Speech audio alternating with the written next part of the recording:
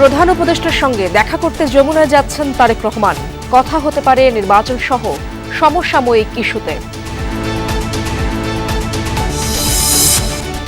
নাটকীয়তা শেষে 11 দলীয় জোটের আসন ভাগাভাগির ঘোষণা আসছে ঘণ্টাখানেক পর। প্রথম কথা হচ্ছে আমরা কোনো ঝামেলার ভিতরে নাই এবং আমাদের ভিতরে যে আলাপ আলোচনা হচ্ছে কিছুটা মত ভিন্নতা হচ্ছে। আসন সমঝোতার জোট হলেও এটার একটা রাজনৈতিক গুরুত্ব আছে। শেষ পর্যন্ত চেষ্টা করব এই জোট যাতে অটুট থাকে। প্রবাসী ব্যালটে ধানের শীষের অবস্থান নিয়ে ব্যাখ্যা চায় বিএনপি।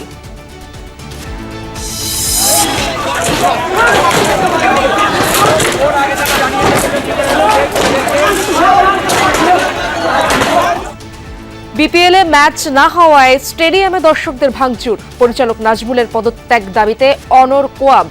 অনির্দিষ্টকালের জন্য স্থগিত টুর্নামেন্ট।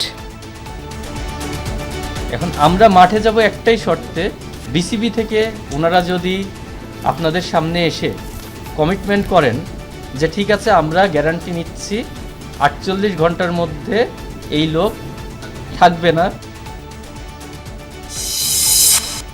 জুলাই যোদ্ধাদের দায় মুক্তি ও সুরক্ষা আইনের অধ্যাদেশ অনুমোদন। ব্যক্তি স্বার্থে হত্যাকাণ্ড হলে অভিযোগ করা যাবে মানবাধিকার কমিশনে। আজকে আমরা বাংলাদেশে যে মুক্ত বাতাস পাচ্ছি, গণতন্ত্র পাচ্ছি, হিউম্যান রাইটস পাচ্ছি, আমাদের এই সমস্ত কিছু হচ্ছে জুলাই গণ অভ্যুত্থানকারীদের আত্মত্যাগের ফসল। মার্কিন অভিবাসী ভিসা নিষেধাজ্ঞায় ভাবমূর্তি সংকটে বাংলাদেশ। প্রভাব পড়তে পারে অন্য দেশেও। কূটনীতির পাশাপাশি রাজনৈতিক চেষ্টার তাগিদ। মিরপুরের পল্লবী থেকে দিনে দুপুরে শিশু অপহরণ। পুলিশের তৎপরতা ও স্থানীয়দের সহায়তায় বাবা মার কাছে ফিরল ছোট্ট মুস্কান।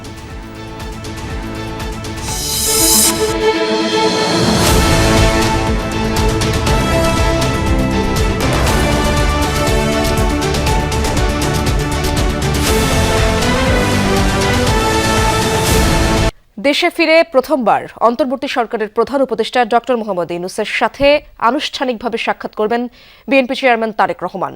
এরই মধ্যে গুলশান থেকে যমুনার উদ্দেশ্যে রওনা হয়েছেন তিনি। কিছুক্ষণ পর রাষ্ট্রীয় অতিথি ভবন যমুনায় এই সাক্ষাৎ অনুষ্ঠিত হবে। ধারণা করা হচ্ছে নির্বাচন সহ নানা প্রসঙ্গ নিয়ে আলোচনা হতে পারে। গত 25 ডিসেম্বর দীর্ঘ 17 বছর পর দেশে ফেরেন তারেক রহমান। সে সময় ঢাকার শাহজালাল আন্তর্জাতিক বিমানবন্দরে বসেই ডক্টর মোহাম্মদ ইউনূসের সঙ্গে মুঠোফোনে কথা বলেন তিনি। তাছাড়া বেগম খালেদা জিয়ার জানাজায় সংক্ষিপ্ত সময়ের জন্য তাদের দেখা হয়েছিল। গত বছরের 13 জুন যুক্তরাজ্যের সফরকালে প্রধান উপদেষ্টা ডক্টর মোহাম্মদ ইউনূসের সাথে তারেক রহমানের প্রথমবার একান্ত বৈঠক হয়।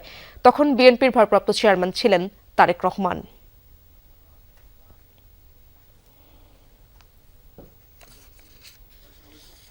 দর্শক, প্রধান উপদেষ্টা ডক্টর মোহাম্মদ ইউনূসের সাথে বিএনপি চেয়ারম্যান তারেক রহমানের সাক্ষাতের বিষয়ে খোঁজ খবর রাখছেন আমার সহকর্মী আরিফুর রহমান সবুজ।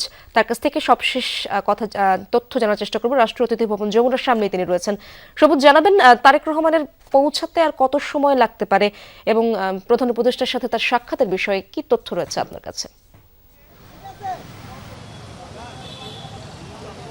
সেটা আমাদের কাছে যতটুকু তথ্য রয়েছে 4 থেকে 5 মিনিট আগে তার গুলশান এভিনিউয়ের যে বাসা, সেই বাসা থেকে তিনি রওনা হয়েছেন এবং তার পরিবার সহ রওনা হয়েছেন এবং সেই হিসাবে যদি ধরে নেওয়া যায় আর 25 থেকে 30 মিনিটের মধ্যে হয়তো তার যে গাড়িবহরটি সেটি এই প্রধান উপদেষ্টার রাষ্ট্রীয় যে অতিথি ভবন, প্রধান উপদেষ্টার যে বাসভবন যমুনায় এসে পৌঁছাতে পারে।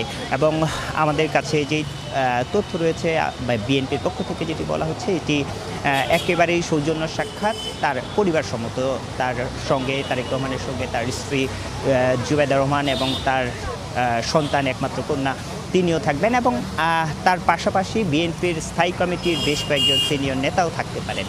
এবং যেটি আপনিও বলছিলেন যে তিনি দেশে ফেরার পর দেশে ফিরেই তিনি ফোনে কথা বলেছিলেন প্রধান উপদেষ্টার সঙ্গে এবং এরপরে খালেদা জিয়ার মৃত্যুর পর জানাজার দিন একেবারেই সংক্ষিপ্ততম এবং শোকাহ পরিবেশে একবার সাক্ষাৎ হলেও সেইভাবে আর এর মধ্যে বেশ কয়েকবার ফোনেও হয়তো কথা হয়েছে। আমরা যতটুকু জানি তার সঙ্গে ফোনে যোগাযোগ রয়েছে, কিন্তু একেবারে সাক্ষাৎ এটি বলা যায় যে দেশে ফেরার পর প্রথম সাক্ষাৎ বা বৈঠক যেটি বলেন সেটি প্রথমবারের মতো হতে যাচ্ছে। সেই হিসাবে বলা যায় যে যেহেতু নির্বাচন কাছে, রাজনৈতিক বিষয়েও আলাপ আলোচনা এখানে আসতেই পারে। সেই বিষয়গুলো হয়তো অনানুষ্ঠানিকভাবে যেহেতু একটি আনুষ্ঠানিকভাবে এখানে তিনি দেখা করতে আসছেন দেশে ফেরার পর, তার সঙ্গে এই সৌজন্য যে সাক্ষাৎ, তার পারিবারিক যে আলাপ আলোচনা, সেই আলাপ আলোচনার পাশাপাশি রাজনৈতিক বিষয়াবলী নিয়ে আলোচনা হবে। এটি নিঃসন্দেহেই আমরা ধরে নিতে পারি। হয়তো সেটি এই যে সাক্ষাৎ পর্বটি, সেই সাক্ষাৎ পর্বটি শেষ হওয়ার পর যদি ব্রিফিং করা হয়, সেই ব্রিফিংয়ের পরেই আসলে পরিষ্কার হবে কী আলোচনা হয়েছে বা বৈঠকে আসলে কী হতে পারে। ধন্যবাদ আপনাকে সবুজ, সেই আপডেটগুলো রাখবেন, আমরা দর্শকদের জানানোর চেষ্টা করব। শেষ পর্যন্ত 11 দলীয় জোট ভাঙছে না বলে জানিয়েছেন শীর্ষ নেতারা। বৃহস্পতিবার 10 দলের শীর্ষ নেতারা বৈঠক শেষে সাংবাদিকদের বলেন, ইসলামী আন্দোলন সহ 11 দলের মধ্যে আসন সমঝোতা হচ্ছে। বৈঠক শেষে বাংলাদেশ খেলাফত মজলিসের আমির মাওলানা মামুনুল হক বলেন, ইসলামী আন্দোলন সহ 11 দলের সংবাদ সম্মেলন হবে রাত 8টায়। সংবাদ সম্মেলনে চূড়ান্ত আসন তালিকা ঘোষণা হবে। এনসিপির নাহিদ ইসলাম বলেন, 11 দলীয় জোট নিয়ে এনসিপি আশাবাদী। তারুণ্য এবং যৌবনের শক্তিকে একত্রিত করে আসন সমঝোতা নিয়ে কদিন ধরেই টানাপোড়েন চলছে জামাতে ইসলামী ও ইসলামী আন্দোলনের মধ্যে। গুঞ্জন উঠে 11 দলীয় জোটে থাকছে না ইসলামী আন্দোলন। এমন পরিস্থিতিতে বৃহস্পতিবার সকালে মগবাজারের দলীয় কার্যালয়ে বৈঠকে বসে জামাত নেতৃত্বাধীন 10 দল। তবে ছিল না ইসলামী আন্দোলন। টানা 4 ঘন্টারও বেশি সময়ের বৈঠকে আলোচনা হয় বিভিন্ন বিষয়ে। বৈঠক শেষে এনসিপির আহ্বায়ক নাহিদ ইসলাম বলেন, ভাঙন নয়, 11 দলীয় জোট পূর্ণাঙ্গ করতেই নেওয়া হচ্ছে কিছুটা সময়। খুবই অল্প সময়ের মধ্যে এই জোট প্রক্রিয়াটা একটা নতুন দিকে যাচ্ছে। সেহেতু হয়তো একটু মতভিন্নতা থাকতেছে, আমরা সেগুলো আলোচনার মাধ্যমে সমাধান করছি। আমরা শেষ পর্যন্ত চেষ্টা করব এই জোট যাতে অটুট থাকে। তবে যদি কারো ভিন্নতা থাকে, কিন্তু আমাদের এই জোট প্রক্রিয়া এগিয়ে যাবে। বাংলাদেশ খেলাফত মজলিসের আমির মাওলানা মামুনুল হক জানান, চলমান সংকট উত্তরণে আলোচনা হয়েছে। ইসলামী আন্দোলন সহ 11 দলই ঐক্যবদ্ধভাবে অংশ নেবে নির্বাচনে। ইসলামী আন্দোলনের সাথেও নেতৃবৃন্দের সাথে আমাদের কথা হয়েছে। বৈঠকের আগ দিয়ে বৈঠকের মধ্যে থেকেও আমাদের কথা হয়েছে এবং আমরা আশা করছি যে আমরা একসাথেই রাত 8টায় আমাদের প্রেস কনফারেন্স হবে ডিপ্লোমা ইঞ্জিনিয়ার্স ইনস্টিটিউশনে। সেখানে ইনশাল্লাহ আমরা আমাদের চূড়ান্ত বক্তব্য যেগুলো সব ঐক্যবদ্ধভাবে আমরা উপস্থাপন করতে পারবো বলে আশা করছি। তবে জামাতে ইসলামীর নায়েবে আমির সৈয়দ আব্দুল্লাহ মোহাম্মদ তাহির বলেন, কিছু মতভিন্নতা আছে, তবে দ্রুতই সেটার অবসান হবে। প্রথম কথা হচ্ছে আমরা কোনো ঝামেলার ভিতরে নাই এবং আমাদের ভিতরে যে আলাপ আলোচনা হচ্ছে কিছুটা মতভিন্নতা হচ্ছে, এটা ঝামেলা বলা যায় না, ঠিক আছে। আর 2 নম্বর হচ্ছে আমরা রাত 8টায় কথা বলব। নেতারা বলেন, রাত 8টার সংবাদ সম্মেলনে আসন সমঝোতার বিস্তারিত ঘোষণা হলেই সব ঠিক হয়ে যাবে। সেই সংবাদ সম্মেলনে ইসলামী আন্দোলনের থাকারও ইঙ্গিত দেন তারা। এটা রাত 8টায়। শামীম রেজা, যমুনা নিউজ, ঢাকা। পোস্টাল ব্যালটে যে ভোট 22 তারিখ হওয়ার কথা, তা কোথাও কোথাও এখনই শুরু হয়ে গেছে, এমন অভিযোগ করেছেন বিএনপির স্থায়ী কমিটির সদস্য সালাউদ্দিন আহমদ। দুপুরে সিইসির সাথে বৈঠক শেষে এই অভিযোগ করেন তিনি। বলেন, বিদেশে পাঠানো পোস্টাল ব্যালট ব্যবস্থাপনায় হওয়া ভুল ত্রুটিতে বিএনপি ক্ষতিগ্রস্ত হয়েছে। এদিকে বিকেলে সিইসির সাথে জামায়াতের প্রতিনিধি দলের বৈঠক শেষে দলটির সহকারী সেক্রেটারি জেনারেল দাবি করেন, জামায়াতের বিরুদ্ধে পোস্টাল ব্যালট নিয়ে করা মিথ্যা অভিযোগ কেবলই খোঁড়া অজুহাত। প্রধান নির্বাচন কমিশনারের সাথে কথা বলতে বৃহস্পতিবার দুপুরে নির্বাচন ভবনে যায় বিএনপির 4 সদস্যের প্রতিনিধি দল। সংক্ষিপ্ত বৈঠক শেষে সাংবাদিকদের সাথে কথা বলেন দলের স্থায়ী কমিটির সদস্য সালাউদ্দিন আহমদ। জানান, পোস্টাল ব্যালট নিয়ে বিতর্কে ক্ষতিগ্রস্ত হয়েছে তার দল। একই সাথে দেশের ভেতরের পোস্টাল ব্যালটের জন্য কিছু প্রস্তাবনাও দিয়েছেন তারা। সোশ্যাল মিডিয়াতে ভিডিও আকার আসছে, একটা বাসায় 200-300 করে ব্যালট পাওয়া যাচ্ছে, কোথাও কোথাও জব্দ করা হচ্ছে, কোথাও কোথাও এখনই ভোটিং শুরু হয়ে গেছে, যেটা 22 তারিখে হওয়ার কথা, এবং কোথাও কোথাও বলছে একজনের নাম্বার দিয়ে আরেকজনের পোস্টাল ব্যালট গ্রহণ করছে। এইভাবে অনেক কিছু অনিয়ম হয়েছে। তবে যে ভুলভ্রান্তিটা হচ্ছে, এখানে আমরা ভিক্টিমাইজড, আমরা ক্ষতিগ্রস্ত হচ্ছি এবং একটি নির্দিষ্ট রাজনৈতিক দলের পক্ষ হয়ে কিছু কিছু এখানে কাজ হয়েছে বলে আমাদের ধারণা, এবং সেটা প্রকাশিত হয়েছে, আসলে ধারণাও নয়। এদিন বিকেলে সিইসির সাথে বৈঠকে বসে বাংলাদেশ জামাতি ইসলামীর 5 সদস্যের একটি প্রতিনিধি দল। বৈঠক শেষে সাংবাদিকদের সাথে কথা বলেন দলের সহকারী সেক্রেটারি জেনারেল হামিদুর রহমান আজাদ। এ সময় পোস্টাল ব্যালট পাঠানোর প্রক্রিয়াকে সঠিক বলে দাবি করেন তিনি। প্রতীক বরাদ্দকে একটি কৌশলগত বিষয় বলেও মন্তব্য করেন তিনি। নির্বাচন কমিশন সেটা কোনো পদ্ধতি অনুসরণ করেন, সেই অনুযায়ী যদি সিরিয়াল উনি করে থাকেন, এখানে আপত্তি করার কিছু নাই। এগুলো একেবারে লেম এক্সকিউজ, ছোটখাটো বিষয়, এগুলো নিয়ে আমার মনে হয় কোয়েশ্চন তোলার বিষয় নেই। আমি বললাম না যে উনি মিথ্যা বলেছেন, এটা সম্পূর্ণ ভুলবশত, এটা সঠিক না। আমরা এ ধরনের কোনো কাজ করি নাই। ঠাকুর ঘরে কেড়ে আমি কলা খাই না, বললাম তো, ঠাকুর ঘরে কেড়ে আমি কলা খাই না। যেটা ওনারা করেছেন এটা আমাদের দায় চাপাতে যাচ্ছে। এদিকে ইসিতে আপিল নিষ্পত্তির শুনানির 6ষ্ঠ দিনেও মঞ্জুরের পাল্লাই ছিল ভারী। এদিন পিরোজপুর 1 আসনে বিএনপি প্রার্থী আলমগীর হোসেনের প্রার্থিতা গ্রহণের বিরুদ্ধে আপিল করেন একই আসনে জামাত প্রার্থী মাসুদ সাইদি। তবে আপিল নামঞ্জুর হয়ে বিএনপি প্রার্থীর প্রার্থিতা বহাল থাকে। জনাব আলমগীর হোসেন সাহেব ওই আসনে, পিরোজপুর 1 আসনে বিএনপির বৈধ প্রার্থী। ওনার একটা লোনের কথা বলা হচ্ছে, যে লোনটি ওনার পিতার ছিল, উত্তরাধিকার হিসেবে সেটি এককভাবে ওনার উপর বর্তায়নি। নিজেদের অভ্যন্তরীণ বাটোয়ারার ভিত্তিতে সেই দায়টি কোনোভাবে আলমগীর হোসেনের নাই। স্বতন্ত্র প্রার্থীদের অনেকের ছিল 1% ভোটারের স্বাক্ষর নিয়ে জটিলতা। এমন কিছু আপিলে প্রার্থিতা মঞ্জুর করেছে ইসি। দ্বৈত নাগরিকত্ব ইস্যুতে আটকে থাকা কেউ কেউ এফিডেভিট করে এদিন ছাড়া পেয়েছেন। একজন ম্যাজিস্ট্রেট সাহেব জিজ্ঞেস করতেছে, আপনি কি হাসিনাকে চিনেন? তখন উনি মনে করছেন শেখ হাসিনা মনে করে উনি ভয় পেয়ে গেছেন। পরবর্তীতে উনি সহ আমাদের এই নির্বাচন কমিশনে আসলেন। নির্বাচন কমিশন মহোদয় এই কথাগুলো শুনেছেন। রিটার্নিং কর্মকর্তাদের আরও দায়িত্বশীল আচরণ করতে হবে। আমাদের যে কাজ আমরা সাবমিশন করেছি, সেই সাবমিশনের পূর্ববর্তী মুহূর্তে তাদের জাস্টিফিকেশনের জায়গাটা ছিল না, সেই জন্য আজকে আমাদের আপিল শুনানি। নমিনেশন সাবমিট করেছি এবং আমি স্বতন্ত্র হিসেবে বৈধ হয়েছি। স্বাধীনতার শক্তি যাতে নির্বাচনে না আসতে পারে সেই নমুনা ওনারা দেখিয়েছেন। এছাড়া চট্টগ্রাম 7 আসনে বৈধ হয় হুম্মাম কাদেরের প্রার্থিতা। মরহুম সালাউদ্দিন কাদের চৌধুরীর একটি ঋণ যেটা এখন পর্যন্ত পরিশোধ করা হয়নি, সেটার মধ্যে আমাকে ঋণ খেলাপি দেখানোর চেষ্টা করেছে। তানভীর মৌসুম, যমুনা নিউজ, ঢাকা। ইলেকশন কমিশনের জারিকৃত গেজেটের সীমানা অনুযায়ী আগামী 12 ফেব্রুয়ারি পাবনা 1 ও 2 আসনে নির্বাচন করতে বাধা নেই। আজ প্রধান বিচারপতির নেতৃত্বাধীন আপিল বিভাগ এই আদেশ দিয়েছে। অর্থাৎ সাঁথিয়া উপজেলাকে পাবনা 1 এবং সুজানগর ও বেড়া মিলে পাবনা 2 আসন গণ্য হবে। পাবনা 1 আসন থেকে বেড়া উপজেলার 4টি ইউনিয়ন এবং পৌরসভা বাদ দিয়ে পাবনা 2 আসনের সঙ্গে জুড়ে দেওয়া সংক্রান্ত ইসির গেজেট অবৈধ ঘোষণার রায় স্থগিত করেছে আপিল বিভাগ। নিয়েছিলাম এবং আপিলের ডিভিশন পরিষ্কার করে তার 2টি নির্দেশনা দিয়েছেন। একটি হলো 68 অর্থাৎ পাবনা 1 জাতীয় সংসদের 69 অর্থাৎ Pabna 2 there election should be held according to the schedule, এবং সেটা কবে 4/9/2025 তারিখে নির্বাচন কমিশন যে গ্যাজেট দিয়েছে সেই গ্যাজেট অনুযায়ী। যদিও আপনাদের বলে রাখি, ক্রিকেটাররা বয়কট প্রত্যাহার না করায় অনির্দিষ্টকালের জন্য বিপিএল স্থগিত করল বিসিবি। রাতে আনুষ্ঠানিকভাবে ফ্র্যাঞ্চাইজিদের সিদ্ধান্ত জানিয়ে দেবে বোর্ড। এদিকে বৃহস্পতিবার দুপুরে নিজেদের অবস্থানে অনড় থাকার ঘোষণা দেয় ক্রিকেটারদের সংগঠন কোয়াব। পরিচালক নাজমুল ইসলাম 48 ঘন্টার মধ্যে পদত্যাগ করবেন এমন প্রতিশ্রুতি দিলেই কেবল ফিরবেন মাঠে, এমন সিদ্ধান্তের কথা জানান সভাপতি মোহাম্মদ মিঠুন। বিপরীতে ফিনান্স কমিটির পদ থেকে নাজমুলকে সরিয়ে দেয় বিসিবি। বাংলাদেশের ক্রিকেটে খেলার চেয়ে ধুলা বেশি, ব্যঙ্গ করে বলা প্রবাদটা হয়তো সত্যি হতে যাচ্ছে।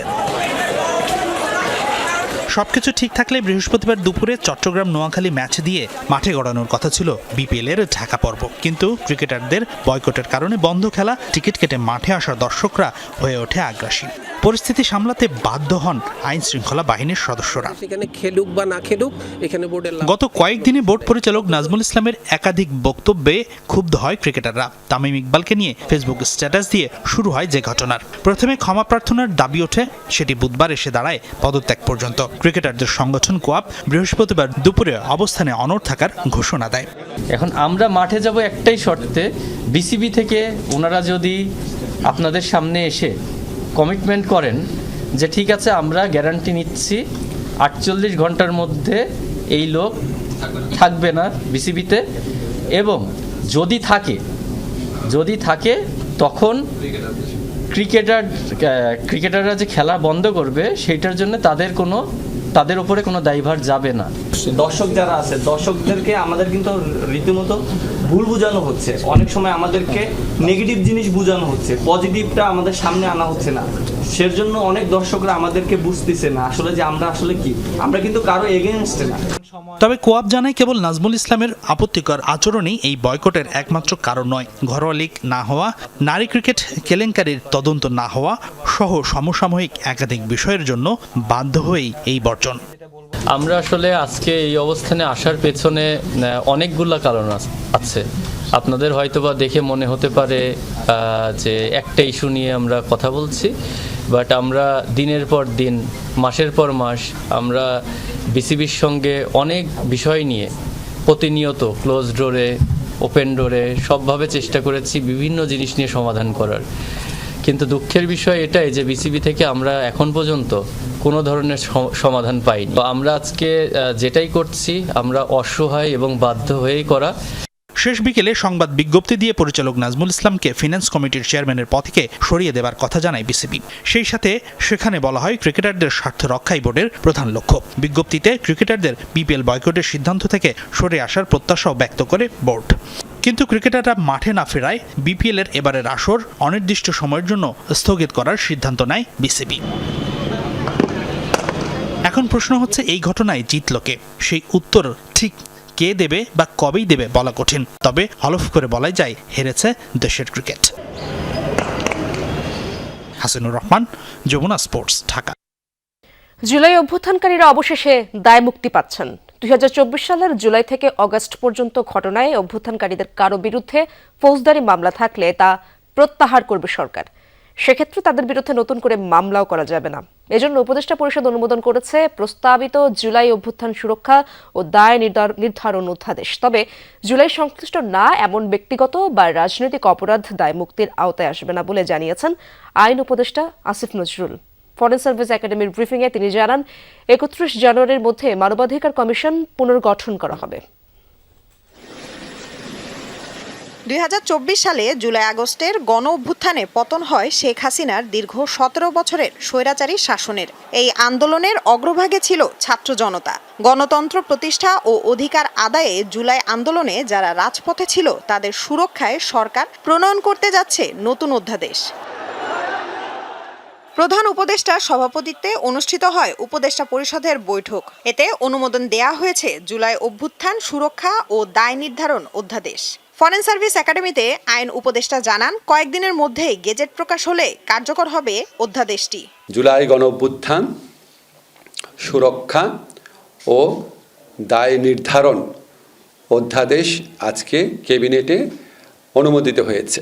জুলাই গণ অভ্যুত্থানকালে রাজনৈতিক প্রতিরোধের উদ্দেশ্যে সংগঠিত কার্যাবলী থেকে জুলাই গণ অভ্যুত্থানকারীদের দায় মুক্তি দেওয়া হয়েছে। জুলাই গণ অভ্যুত্থানকারীদের বিরুদ্ধে ফৌজদারি মামলা, রাজনৈতিক প্রতিরোধের উদ্দেশ্যে সংগঠিত কার্যাবলীর কারণে যদি কোনো ফৌজদারি মামলা হয়ে থাকে তাহলে সেই মামলাগুলো প্রত্যাহার করার পদক্ষেপ সরকার নিবে। জুলাই অগাস্টে সংগঠিত রাজনৈতিক প্রতিরোধের উদ্দেশ্যে সংগঠিত কার্যাবলীর দায় দায়িত্ব থেকে এর জন্য যদি কোনো নতুন মামলা করা হয় সে নতুন মামলা করা যাবে না।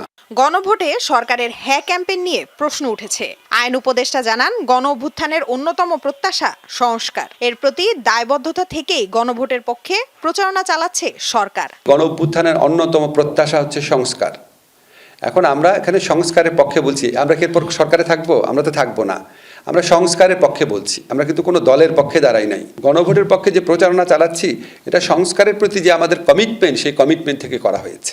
রাস্তাঘাট অবরোধ করে আন্দোলনের বিষয়ে আইন উপদেষ্টা বলেন গত 16 মাসে 2000 আন্দোলন হয়েছে। এ ধরনের আন্দোলনের বিরুদ্ধে সামাজিক প্রতিরোধ গড়ে তোলার আহ্বান জানান আসিফ নজরুল। রাস্তাঘাট বন্ধ করে দেওয়া, আটকে রাখা, এটার বিরুদ্ধে আমাদের সামাজিক প্রতিরোধও দরকার। আমরা ফ্যাসিস্ট শেখ হাসিনাকে দমন করার মতো শক্তি গণমানুষের আছে। তো গণমানুষের ভোগান্তির ক্ষেত্রে গণমানুষেরও কিছু ভূমিকা নেওয়ার স্কোপ আছে মনে হয়। প্রেস সচিব জানান উপদেষ্টা পরিষদে মাইক্রোফিন্যান্স সহ বেশ কয়েকটি অধ্যাদেশ অনুমোদন দেয়া হয়েছে। ব্যাংক অর্ডিন্যান্স 2026 এই প্রস্তাবিত খসড়া এটা অনুমোদনে এটা খসড়াটা চূড়ান্ত অনুমোদন হয়েছে। লামিয়া তিথি, যমুনা নিউজ, ঢাকা। সরকারি ভাতায় বাংলাদেশিদের হার বেশি থাকার কারণেই যুক্তরাষ্ট্রের অভিবাসী ভিসা নিষেধাজ্ঞার তালিকায় পড়েছে বাংলাদেশ। এমন মূল্যায়ন করে বিশেষজ্ঞদের শঙ্কা, এর ফলে মার্কিন মিত্র রাষ্ট্রগুলোতেও অভিবাসন ও অন্যান্য ভিসার সংকটে পড়তে পারে বাংলাদেশিরা। এই সংকট সমাধানে কেবল কূটনৈতিক প্রচেষ্টা নয়, দরকার অবৈধ অভিবাসন চেষ্টা বন্ধে জনসচেতনতা। ক্ষমতায় আসার পর থেকেই অভিবাসন নীতি নিয়ে জোরে সোরে কাজ শুরু করে ডোনাল্ড ট্রাম্প প্রশাসন। এরই মধ্যে তার বাস্তবায়নও শুরু হয়েছে। অভিবাসন বিরোধী বলে পরিচিত ট্রাম্প প্রশাসনের ভিসা বন্ডের তালিকায় সম্প্রতি ঢুকেছে বাংলাদেশের নাম।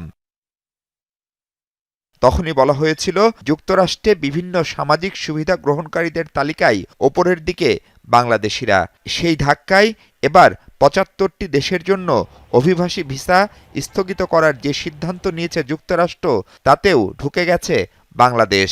এই অঞ্চলের পাকিস্তান, আফগানিস্তান, থাইল্যান্ড, এমনকি রাশিয়াও আছে এই তালিকায়। প্রশ্ন হলো, কি বিবেচনায় এসব সিদ্ধান্ত নিচ্ছে ট্রাম্প প্রশাসন? রিপাবলিকান সরকার, এটা রক্ষণশীল সরকার, এবং এই রক্ষণশীল সরকার সবসময় মাইগ্রেন্টের বিরুদ্ধে কথা বলে, ইমিগ্রেন্টদের বিরুদ্ধে কথা বলে এবং ইমিগ্রেন্ট ভিসার বিরুদ্ধে কথা বলে। যে সমস্ত দেশ বা যে সমস্ত দেশের আবেদনকারীরা এই সুযোগ সুবিধাগুলো যথেচ্ছভাবে ব্যবহার করেন অথবা হয়তোবা তারা মনে করছেন যে মিসইউজ করেন, তাদের বেলায় এই নীতিটা কার্যকর করছে। অলমোস্ট ৫৫% বাংলাদেশি ইমিগ্রেন্টরা বিভিন্ন রকমের সরকারি সহায়তা ভাতা নিয়ে থাকেন, যেটা মার্কিন যুক্তরাষ্ট্রের যে সোশ্যাল সেফটি নেটওয়ার্ক আছে সেটার উপরে একটা বড় রকমের প্রেসার তৈরি করে। খবরে বলা হয়েছে ২১ জানুয়ারি থেকে কার্যকর হচ্ছে এই সিদ্ধান্ত। প্রশ্ন হলো, যুক্তরাষ্ট্র যেসব দেশের জন্য এমন কঠিন সিদ্ধান্ত নিল, তাদের নাগরিকদের ব্যাপারে অন্যান্য দেশেও অভিবাসী হওয়াটা কঠিন হয়ে গেল কিনা।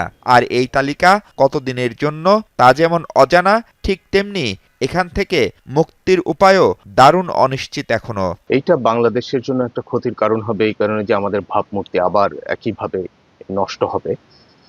কেননা বাংলাদেশ এমন একটা দেশ হিসেবে পরিচিত হবে যে সেই ব্র্যাকেটের মধ্যে পড়ে গেছে মার্কিন নিষেধাজ্ঞা বা স্থগিতাদেশ যাদের দ্বারা কার্যকর হচ্ছে।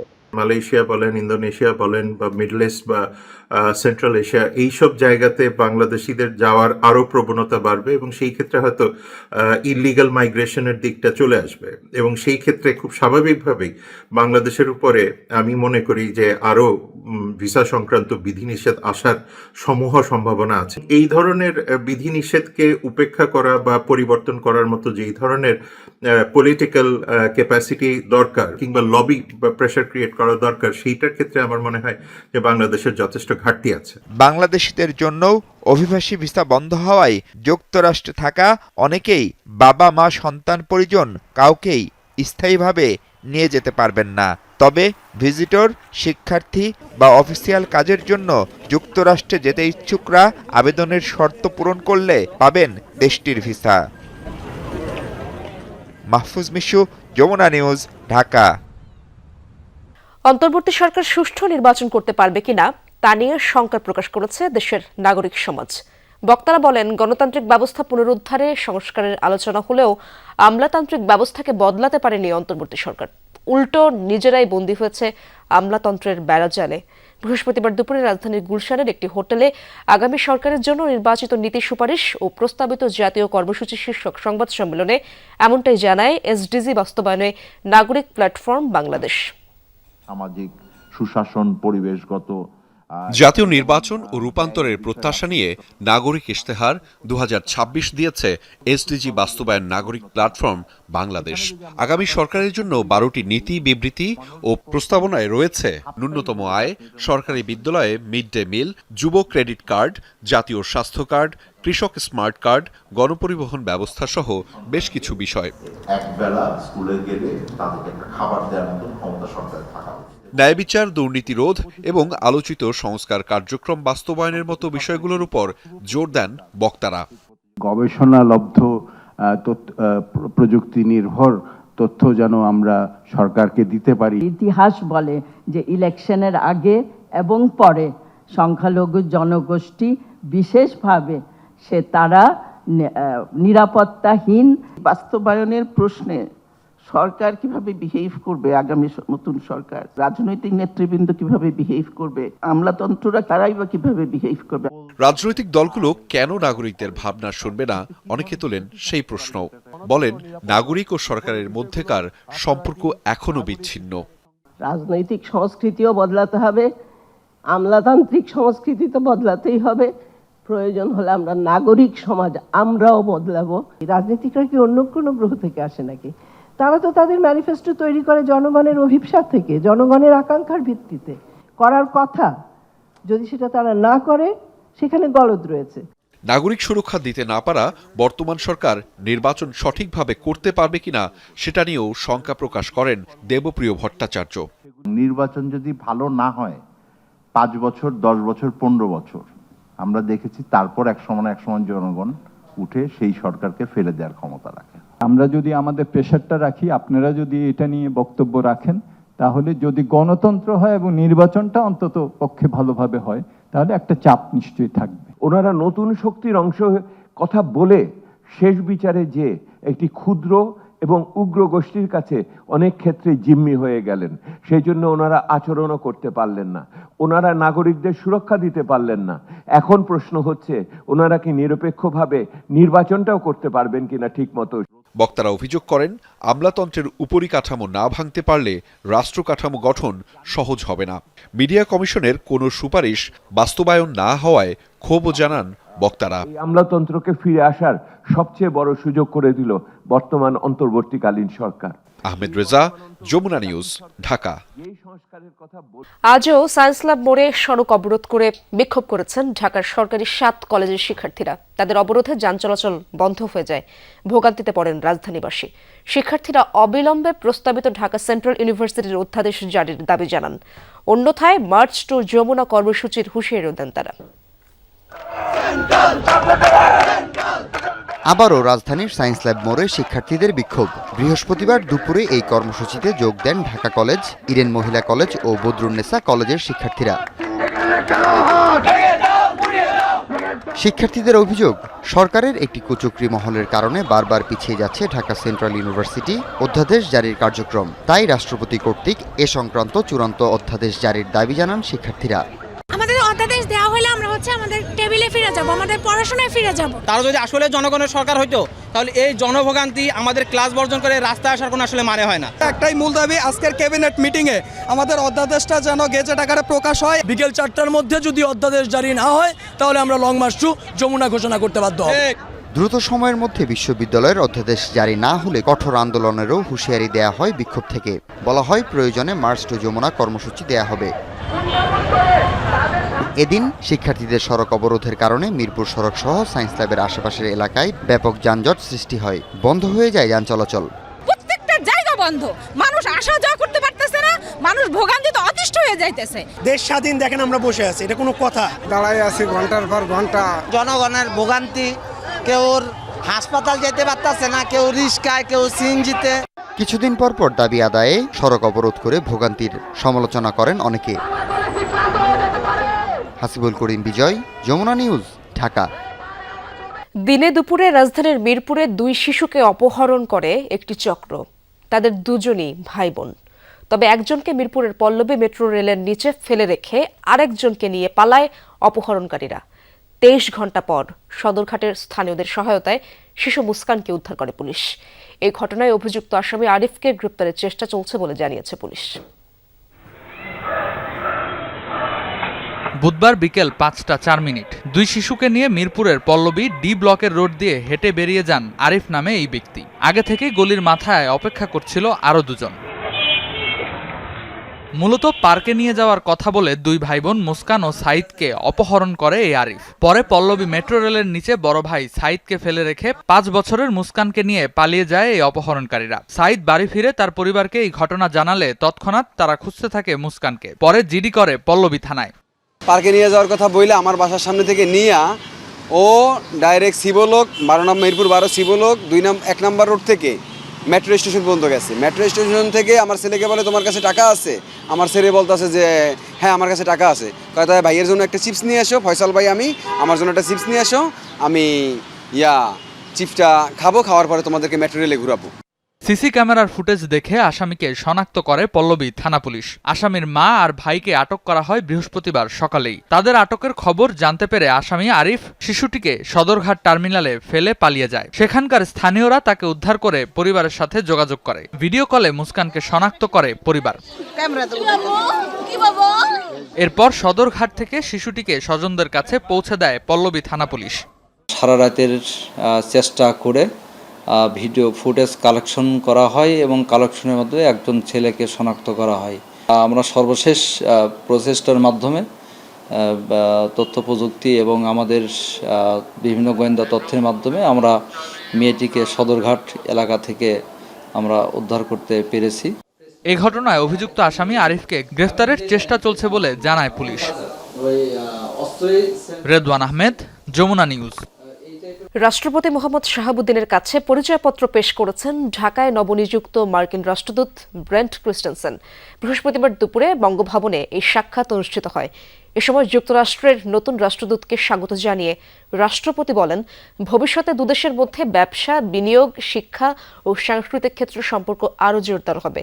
নতুন রাষ্ট্রদূত বাংলাদেশ যুক্তরাষ্ট্র সম্পর্ক আরও গভীর ও ফলপ্রসূ করার প্রত্যয় ব্যক্ত করেন। এ সময় তার দায়িত্ব পালনে রাষ্ট্রপতির সার্বিক সহযোগিতাও কামনা করেন। সরকারের হস্তক্ষেপ আর অনুমতিজনিত নানা জটিলতা এলপিজি ব্যবসাকে আরও কঠিন করে তুলছে বলে মনে করেন খাত সংশ্লিষ্টরা। অভিযোগ, 1 থেকে 1.5 কোটি টাকার মতো লাইসেন্স পুনর্নবায়ন সহ বিভিন্ন চার্জ ও এই ব্যবসাকে ফেলেছে চ্যালেঞ্জের মুখে। এনার্জি রেগুলেটরি কমিশন চেয়ারম্যান বলেন, আমদানিকারক ও ব্যবসায়ীরা সমন্বিতভাবে কাজ করলে রোজার আগেই সংকট সমাধানে তিনি আশাবাদী। এই পর্যায়ে স্বাগত বক্তব্য দেওয়ার জন্য এলপিজির বাজার নিয়ে গোল টেবিল। এলপিজি সহ সামগ্রিক গ্যাস খাতে সংকট বাড়ছে জানিয়ে সংশ্লিষ্টদের অভিযোগ, ব্যবসা করতে নিতে হয় 26টি লাইসেন্স। এতে সময় ও খরচ দুটোই বাড়ছে, বাধাগ্রস্ত হচ্ছে নতুন বিনিয়োগ। এই যে 29টা অপারেটর, এরা মরে যাচ্ছে। Please try to understand. যারা রেগুলেটরি আছেন, যারা আপনারা সাংবাদিক ভাইরা আছেন, আপনারা ফাইন্ড আউট করেন অ্যাকচুয়ালি ব্যথাটা কোথায়। একটা কোম্পানির লাইসেন্সিং ফি বা ডাইরেক্ট এবং ইনডাইরেক্ট কস্ট বাবদ 3 কোটি টাকার বেশি চলে যায়। সুতরাং সিঙ্গেল রেগুলেটর বডির আন্ডারে আনা এটা সময়ের দাবি, এটা করতেই হবে। অনেকগুলো কোম্পানি আর্থিক দুরবস্থায় পড়ে গেছে, অনেকগুলো কোম্পানি আছে রাজনৈতিক কারণেও সমস্যার মধ্যে পড়ছে। এ সময় জ্বালানি বিশেষজ্ঞরাও নবায়ন সহ বিভিন্ন সরকারি চার্জকে এই ব্যবসাকে কঠিন করছে বলে উল্লেখ করেন। এলপিজি ব্যবসার লাইসেন্সের মেয়াদ কমপক্ষে 5 বছর করার দাবি জানানো হয়। এলপিজির জন্য স্পেসিফিক্যালি কোনো রেগুলেশনও নাই। বিভিন্ন জায়গায় এলপিজি ঢুকিয়ে দেওয়া হয়েছে, কিন্তু LPG as a single business, because this is getting big. একসময় মাত্র 80,000 1 লাখ টন ছিল, এখন 14 লাখ, 15 লাখ, 16 লাখ টন আসছে, সামনে 30 লক্ষ টন আসবে। So it is going to be a big business. So you need a dedicated regulator and a regulatory policy for LPG. CAB সভাপতি LP গ্যাসের ব্যবসায় রাজস্ব শূন্য করার দাবি জানান। তিতাসের ইন্সপেক্টরদের, তাদের লাইনম্যানদের 4টা, 10টা, 15টা বাড়ি হয়। আমি যদি ওই তিতাস গ্যাসের গভর্নেন্স যদি আমি নিশ্চিত না করতে পারি, তাহলে এলপিজির উপরে এই অতিরিক্ত চাপ পড়বে। আপনি পাইপলাইনের গ্যাসের বিল দিচ্ছেন, সাথে সাথে আপনার সিলিন্ডার কিনতে হয় 1300 টাকার সিলিন্ডার, আপনার কিনতে হয় 2500 টাকায়। নিয়ন্ত্রক সংস্থা বিইআরসি জানান, চলমান সংকট সব পক্ষের সহায়তায় সমাধান হবে। This is a long list. এখানে জানে 10টা প্রতিষ্ঠান আছে এবং 24 ধরনের কাগজপত্র, সংখ্যা আরও বেশি। সো এটা নিয়ে আমি যারা এই অথরিটিগুলি আছে, এই 10টি বিভাগ, সবার সঙ্গে একসঙ্গে বসবো। আমি 5 বছরের লাইসেন্স দিতে পারি এবং অ্যানুয়াল মনিটরিং করতে পারি, এটা সম্ভব। বাট প্রতি বছর লাইসেন্স রিনিউয়াল এটা একটা ঝামেলা এবং নিঃসন্দেহে এটা প্রত্যাশিত না হয়। ব্যবসায়ী বান্ধব নীতিমালা তৈরি করা হচ্ছে বলেও এ সময় জানান জ্বালানি বিভাগের কর্মকর্তারা। মার্কেটটা যেভাবে এক্সপ্যান্ড করতেছে, সেই এক্সপ্যানশনের ক্ষেত্রে আমরা যেন গভর্নেন্সটা এনশিওর করতে পারি। রাব্বি সিদ্দিকী, যমুনা নিউজ, ঢাকা। সন্ধ্যার বাংলাদেশে আবারও একটি বিরতি নিচ্ছি, ফিরে এসে আরো থাকছে। ইরানে বিক্ষোভকারীদের ওপর হত্যাযজ্ঞ বন্ধ হয়েছে বললেন ডোনাল্ড ট্রাম্প। মার্কিন হস্তক্ষেপের পথ তৈরি করতে সন্ত্রাসীরা মানুষ হত্যা করেছে দাবি তেহরানের।